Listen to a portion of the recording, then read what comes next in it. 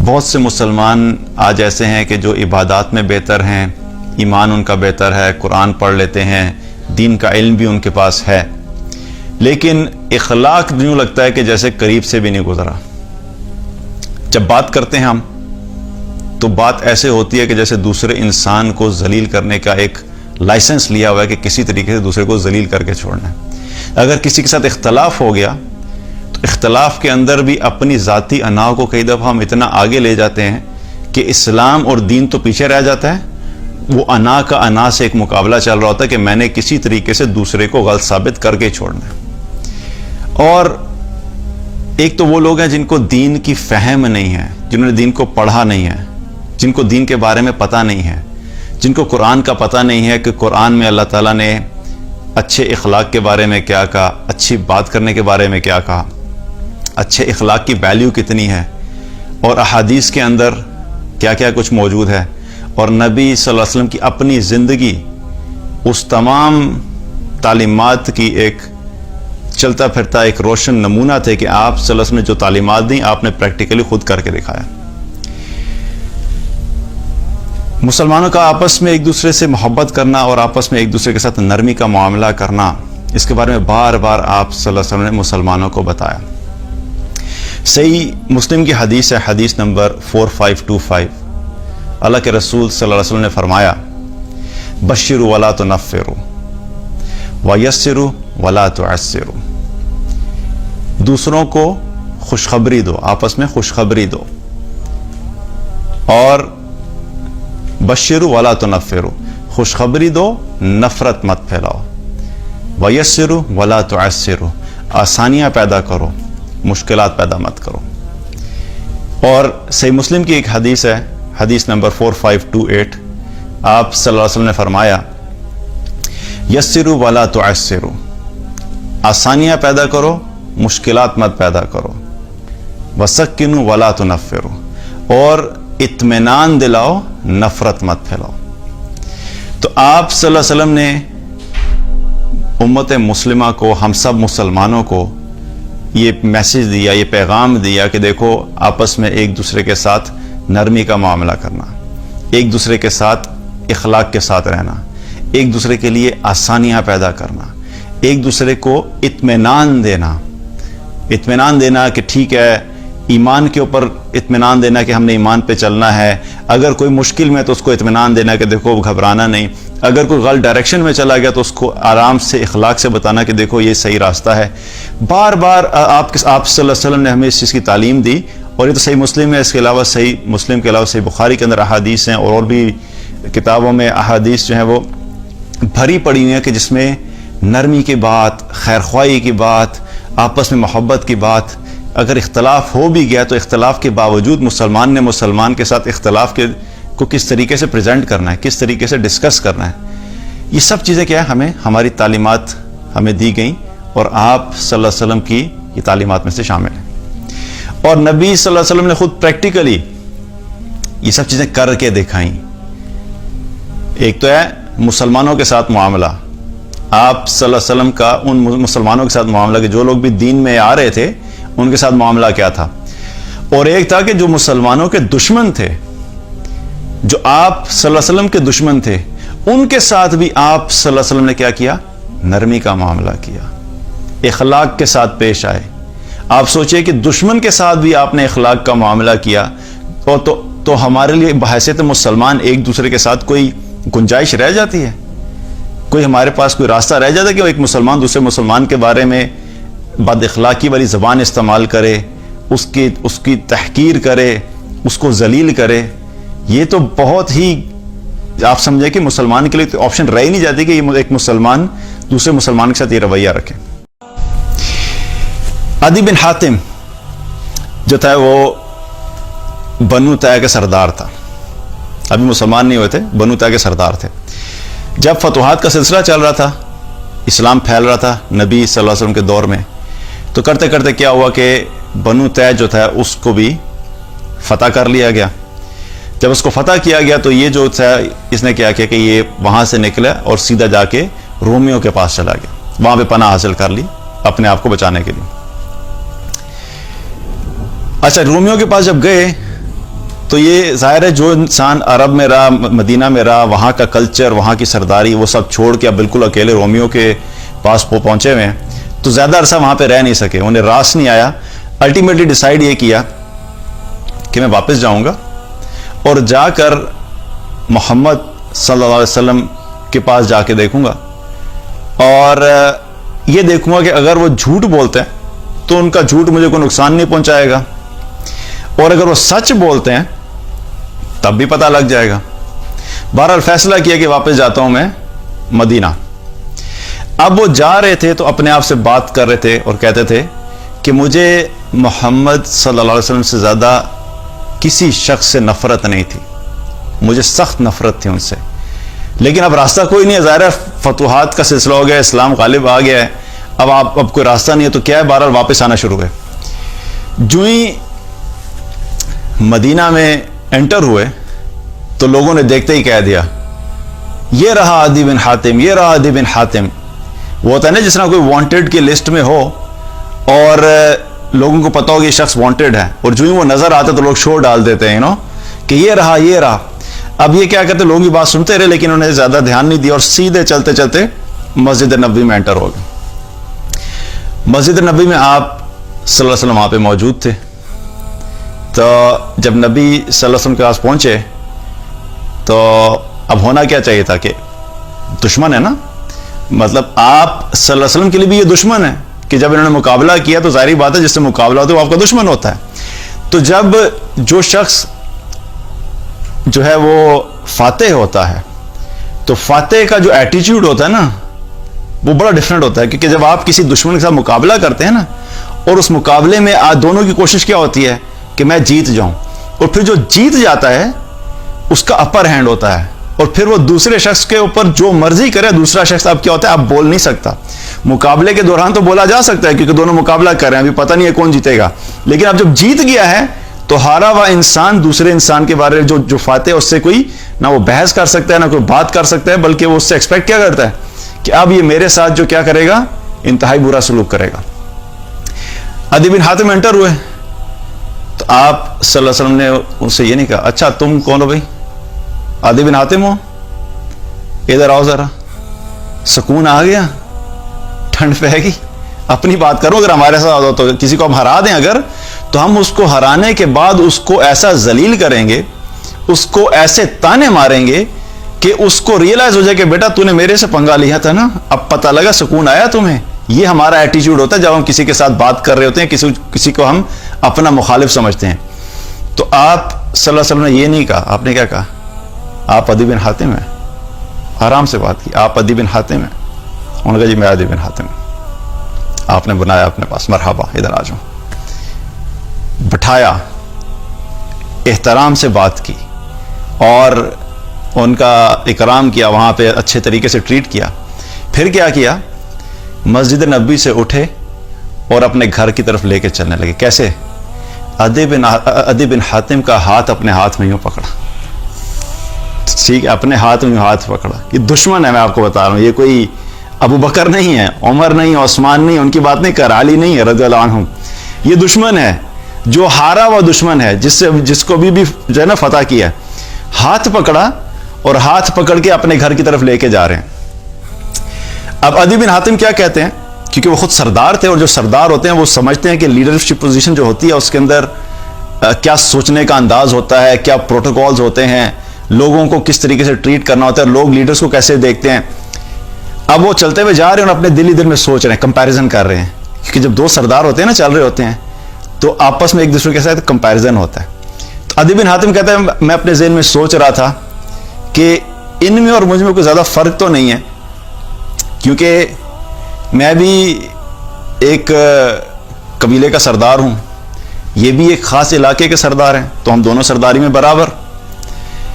میں بھی ایک دین کا فالو کرنے والا ہوں، نصرانی ہوں، یہ اسلام کو فالو کرنے والے ہیں، تو اس میں بھی ہم برابر. میں بھی ایک کتاب کا ماننے والا ہوں، انجیل، اور یہ بھی ایک کتاب کو مانتے ہیں جو ہے قرآن، تو اس میں بھی ہم برابر. تو ہم تقریباً برابر ہیں، اور ان کے پاس بھی کچھ فوج ہے اور میرے پاس بھی کچھ فوج ہے، تو تقریباً ہم برابر ہی ہیں، کوئی زیادہ فرق نہیں ہے. اور وہ چونکہ لیڈرز جو ہوتے ہیں نا، جو لیڈرز وہ جن علاقوں میں رہے ہوتے ہیں اور جس طرح کے سوشل سرکل میں رہے ہوتے ہیں تو ان کو پتا ہوتا ہے کہ لیڈرز کی کیا ویلیو ہوتی ہے, لوگ کس طرح لیڈرز سے ٹریٹ کرتے ہیں اور لیڈرز بھی اپنے دوسرے لوگوں کے ساتھ کیسے ٹریٹ کرتے ہیں. تو کہتے ہیں جب میں راستے میں گزر رہا تھا تو راستے میں نبی صلی اللہ علیہ وسلم کے پاس ایک بوڑھی آئی, اور بوڑھی آ کے آپ سے اس نے کچھ سوال کیا اور کچھ بتایا. تو کہتے ہیں کہ آپ صلی اللہ علیہ وسلم نے میرا ہاتھ چھوڑا اور جا کے اس بوڑھی کی بات سننا شروع ہو گئے. اس کی بات سنی, اس بوڑھی کو جواب دیا, پھر چلنا شروع ہوئے. تھوڑا سا آگے گئے تھے, ایک اور شخص ملا اور آپ صلی اللہ علیہ وسلم سے بات کرنے لگا. آپ نے پھر میرا ہاتھ چھوڑا, پھر اس سے بات کرنے لگ گئے. اور وہ شخص کہہ رہا تھا اللہ کے رسول بڑی بھوک لگتی ہے, کھانا نہیں اویلیبل ہوتا, بڑی مشکل ہے.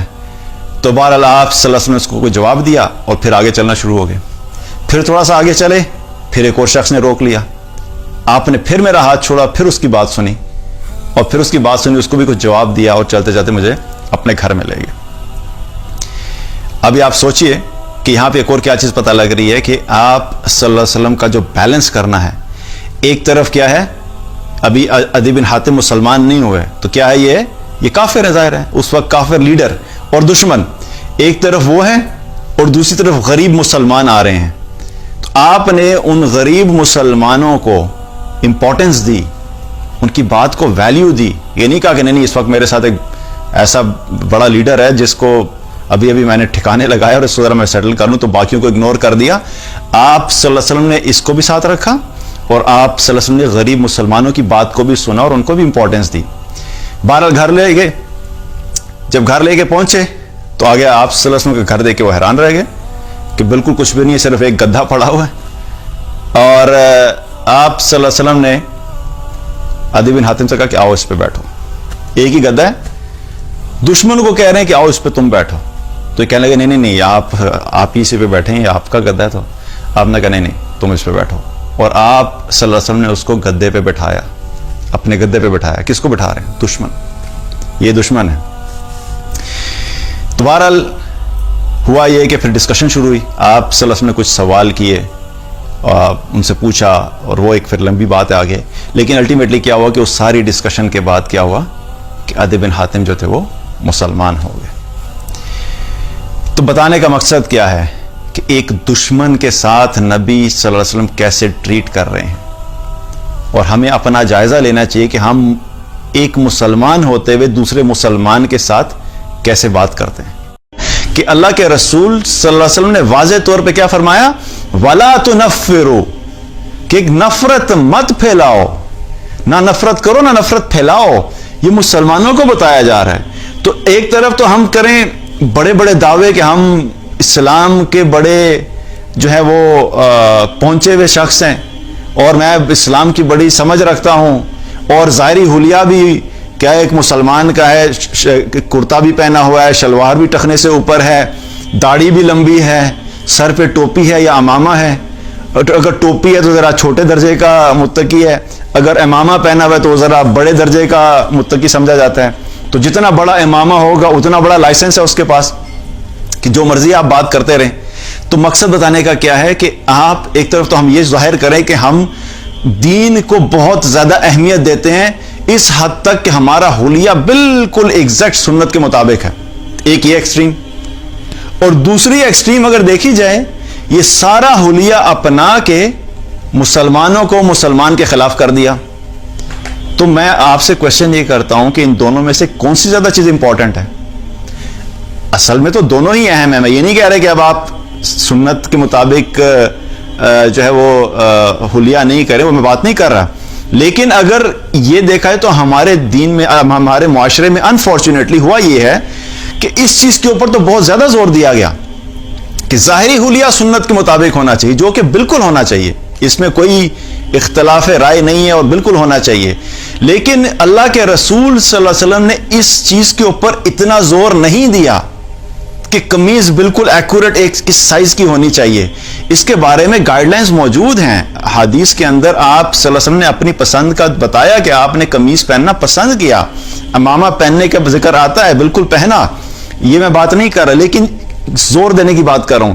جتنا زور آپ صلی اللہ علیہ وسلم نے نرمی پہ دیا, جتنا زور آپ صلی اللہ علیہ وسلم نے اچھے اخلاق پہ دیا، جتنا زور آپ صلی اللہ علیہ وسلم نے مسلمان کو مسلمان سے نفرت نہ دلانے پہ دیا، جتنا زور آپ صلی اللہ علیہ وسلم نے ایک دوسرے کے ساتھ رحم کا معاملہ کرنے پہ دیا، اتنا زور اس چیز پہ نہیں دیا۔ ہم نے کیا کیا؟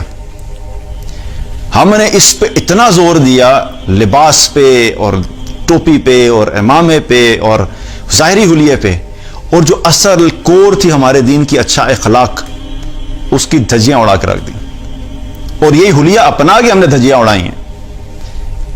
معذرت کے ساتھ کہہ رہا ہوں، بس سخت بات ہے لیکن ایک فیکٹ ہے کہ میں اپنے آپ کو بھی اس لیے شامل کر لیتا ہوں کیونکہ جو خاص طور پہ دین کے دعوت دینے والے لوگ ہوتے ہیں نا، ان پہ ذمہ داری زیادہ ہوتی ہے۔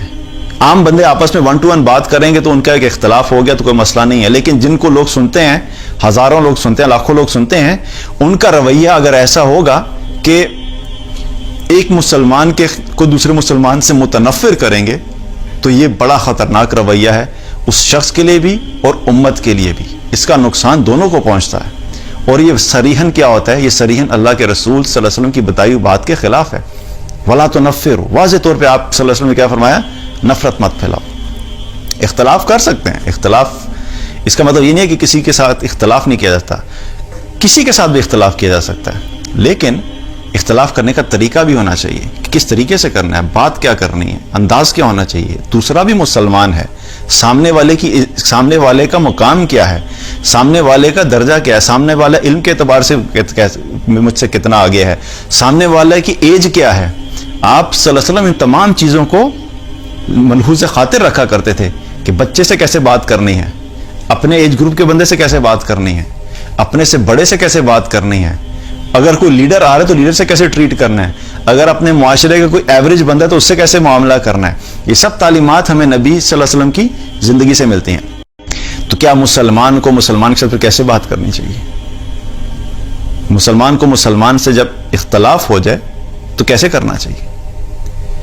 تو مقصد سارا بات بتانے کا تھا کہ اللہ تعالی ہم سب کو یہ فہم عطا فرمائے، اور میں بار بار اکثر جو دیندار اس کی بات کرتا ہوں، میں اس لیے کرتا ہوں کہ پہلے کیا ہوتا تھا کہ کیونکہ یہ جو دیندار طبقہ ہوتا ہے نا، جو ہم لوگ جو دین کی بات کرتے ہیں، دعوت کے کام کرنے والے یا جو لوگ بھی دین پھیلانے والے ہوتے ہیں،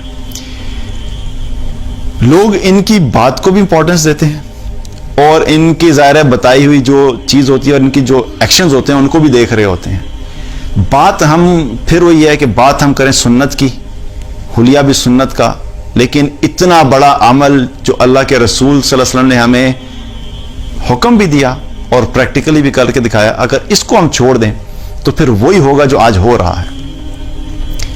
مسلمان کو کے خلاف، مسلمان کو مسلمان کے خلاف بھڑکا رہا ہے، اور کیا ہو رہا ہے کہ دین کی بات کر کے دین کے ذریعے سے، ایک تو ہے نا پولیٹیکلی لوگوں کے اندر ڈفرینس پیدا کرنا، پالیٹکس کے ذریعے سے لوگوں کو ڈیوائیڈ کر دیا، یا کسی ریجن کے بیس کے اوپر، ریجنل بیسس کے اوپر لوگوں کے اندر ڈویژن پیدا کر دی۔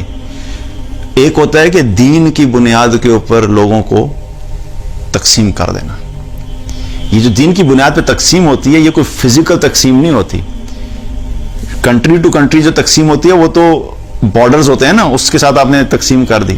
اب دین کی تقسیم کوئی فزیکل لائن نہیں ہوتی۔ اللہ تعالیٰ نے قرآن میں کیا فرمایا؟ وَاعْتَصِمُوا بِحَبْلِ اللَّهِ جَمِيعًا وَلَا تَفَرَّقُوا، آپس میں اختلاف مت کرو، فرقہ واریت مت کرو۔ تو فرقہ واریت کیا ہوتی ہے؟ ایک شخص یہ کہے کہ بس جو میں کہہ رہا ہوں وہ بالکل ٹھیک ہے، میری مانو یہ بالکل ٹھیک ہے، اور جو باقی جتنے لوگ کہہ رہے ہیں یہ سب جاہل ہیں، یہ سب گمراہ ہیں، یہ سب انہوں نے صرف بزنس بنایا ہوا ہے۔ اور کیا کیا کہ آپ نے لوگوں کو اپنی طرف مائل کر کے دوسرے تمام مسلمانوں کے لیے کیا کیا؟ نفرت پھیلا دی۔ تو یہ کیا ہے؟ یہ ڈویژن ہے، آپ نے ایک نیا فرقہ بنا دیا۔ اسی طریقے سے کوئی اور شخص اٹھا، اس نے یہ بات کہی نہیں ہم ٹھیک ہیں اور ہمارے علاوہ یہ سارے غلط ہیں، تو کیا ہوا کہ آپ نے ایک اور فرقہ بنا دیا کہ بس یہ ٹھیک والا فرقہ ہے، باقی سارے کیا ہیں؟ غلط ہیں۔ تو اختلاف کریں، اپنا اوپینین بھی دیں، اپنی رائے بھی دیں، دلیل بھی ہو، مستند بھی ہو، سب باتیں اپنی جگہ ٹھیک ہیں، لیکن اس کے باوجود کبھی بھی سننے والوں کو یہ مت بتائیں کہ اچھا ہم ٹھیک ہیں تو بس دوسرے سارے غلط ہیں اور وہ گمراہ ہو گئے ہیں۔ اور دوسری بات، بتانے کا انداز بہت امپورٹنٹ ہے. سب بتانے کے ساتھ ساتھ دوسروں کو یہ بھی بتانا ایک دائی کی رسپانسبلٹی ہوتی ہے کہ وہ اپنے لہجے سے، اپنے انداز سے، اپنی باڈی لینگویج سے، اپنے ایکسپریشن سے، اپنے الفاظ سے نفرت والا پہلو نہیں کرے. کیونکہ کئی دفعہ ہوتا ہے الفاظ ٹھیک ہوتے ہیں، انداز بڑا اگریسو ہوتا ہے، الفاظ بڑے ٹھیک ہے، لیکن جس انداز میں بولا وہ دوسرے بندے کے پاس کیا ہوا؟ نفرت کا میسج ٹرانسفر ہو گیا. کئی دفعہ انداز بڑا معصومانہ ہوتا ہے، لیکن الفاظ میں ایسی آگ ہوتی ہے کہ سننے والے کے اندر آپ نے نفرت کا بیج ٹرانسفر کر دیا. تو یہ جو نفرت ہے اس سے ہم نے بچنا ہے، کیونکہ یہ آپ صلی اللہ علیہ وسلم نے سے بچنے کی تعلیم دی. یسروا ولا تعسروا بشروا ولا تنفروا. بار بار آپ صلی اللہ علیہ وسلم نے ایک بات بتائی کہ نفرت نہیں پھیلانی، نفرت نہیں پھیلانی. اور اگر کبھی کبھی ایسی فیلنگ ہو کہ دوسرے کسی مسلمان کے خلاف نفرت کا جذبہ پیدا ہو رہا ہے تو اس حدیث کو یاد کر لیا کریں کہ اللہ کے رسول نے فرمایا تھا ولا تنفروا ولا تنفروا ولا تنفروا. اپنے آپ کو ریمائنڈ کرا دے رہے ہیں کہ میں نے کوئی ایسی بات نہیں کرنی، میں نے اپنا کوئی ایسا انداز نہیں رکھنا جس سے مسلمان آپس میں نفرت پیدا ہو. اللہ تعالی ہم سب کو دین کی صحیح فہم عطا فرمائے اور نبی صلی اللہ علیہ وسلم کے جو اخلاق ہیں ان کی صحیح فہم عطا فرمائے، اور اس اخلاق کو سمجھ کے ہمیں اپنی زندگی میں اس اخلاق کو لانے کی توفیق عطا فرمائے. کیونکہ صرف باتوں سے تبدیلی نہیں آتی، اصل تبدیلی اس وقت ہوتی ہے کہ جب وہ باتیں جو سنتے ہیں ہم وہ ہمارے عمل میں آ جائیں. اور جب وہ عمل بنے گا، عمل ہوگا اور اس عمل کے ساتھ ہم زندگی گزاریں گے تو پھر ہمیں اپنی زندگی میں بھی ایک ڈفرینس فیل ہوگا اور پورے معاشرے میں کے اندر ایک آپ کو ڈفرینس فیل ہوگا. اللہ تعالیٰ ہم سب کو عمل کی توفیق عطا فرمائے. بارک اللہ علیہ وسلم. السلام علیکم ورحمۃ اللہ وبرکاتہ.